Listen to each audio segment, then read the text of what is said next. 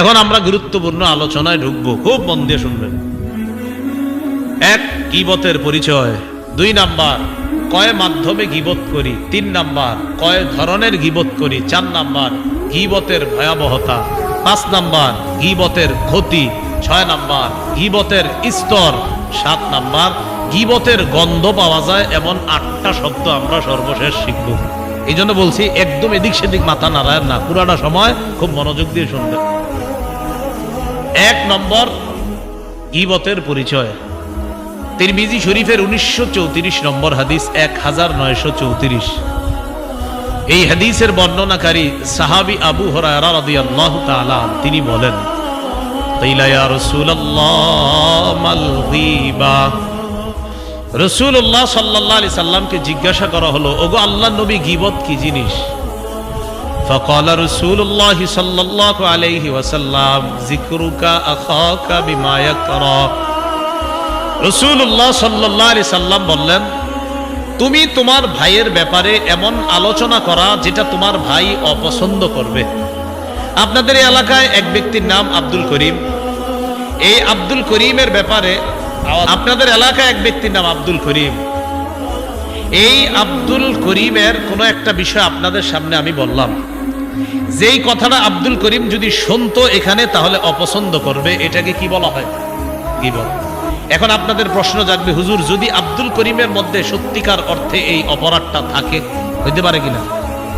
সত্যিকার অর্থে অপরাধটা তার মাঝে থাকতেও পারে, নাও থাকতে পারে। আমি এক ব্যক্তির সমালোচনা করলাম আপনাদের সামনে, যার ব্যাপারে সমালোচনা করলাম তার মাঝে ওই অপরাধটা থাকতেও পারে, নাও থাকতে পারে। যদি তার মাঝে অপরাধটা থাকে তাহলে হবে গীবত, যদি অপরাধটা না থাকে তাহলে হবে অপবাদ। এক সাহাবী রাসূলকে প্রশ্ন করলেন, ইন কানা ফি আখি মা আকুলু ইয়া রাসূলুল্লাহ। হুজুর, আমি যার ব্যাপারে সমালোচনা করলাম তার মাঝে যদি এই অপরাধটা থাকে তাহলে এটা কি হবে? فقال رسول الله صلى الله عليه وسلم إن كان فيه ما تقول فقد اغتبت। তুমি যার ব্যাপারে সমালোচনা করলা তার মাঝে যদি এই অপরাধ থাকে এটাই তুমি গীবত করলা।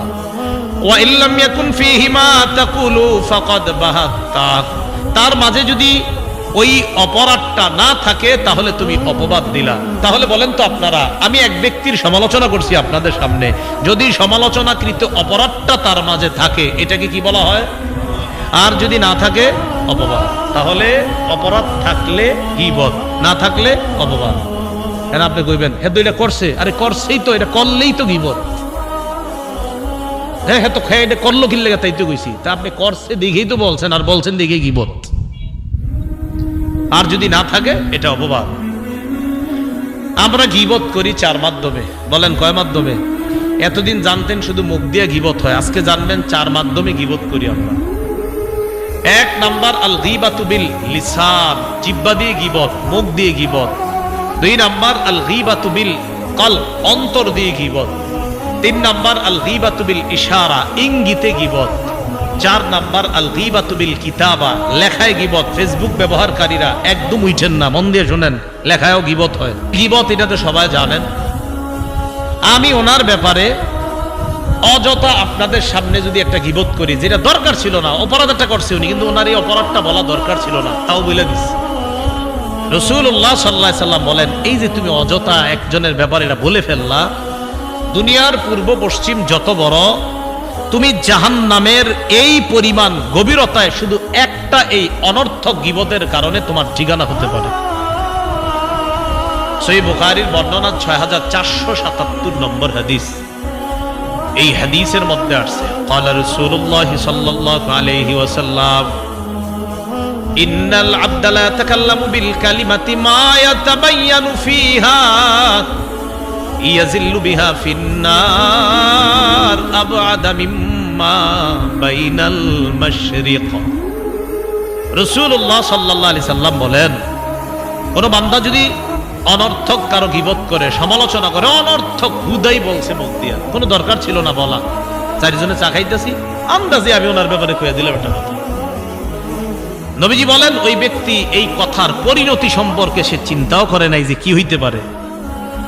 ইয়াহবি বিহা ফিন্নার আবআদা মিম্মা বাইনাল মাশরিক। একটা কথার কারণে দুনিয়ার পূর্ব পশ্চিম যত বড়, জাহান্নামের এই পরিমাণ গভীরে সে যাবে। নাউজুবিল্লাহ। এই জিহ্বা নিয়ন্ত্রণ করেন, আল্লাহ হেফাজত করেন আমাদের। বেশিরভাগ মানুষ শুধু জিহ্বার অপরাধে জাহান্নামে যাবে।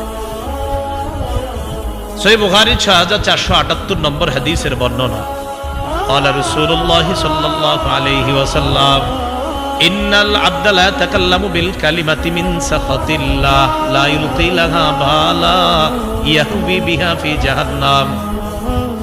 রাসূলুল্লাহ সাল্লাল্লাহু আলাইহি ওয়াসাল্লাম বলেন, কোন ব্যক্তি পরিণতি চিন্তা না করে কথার কথা বলে ফেলছে।